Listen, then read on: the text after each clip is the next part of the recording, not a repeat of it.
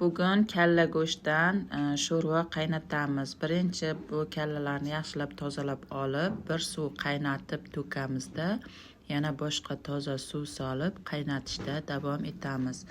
Sho'rvamiz qaynab chiqqandan keyin unga quritilgan bolgar, shalg'am, sabzi, piyoz solib yana qaynatishda davom etamiz.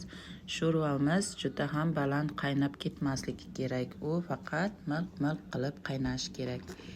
Qaynash davomida unga chesnokni maydalab to'g'rab solib yuboramiz. Bu ovqatimizga juda ham mazali ta'm beradi.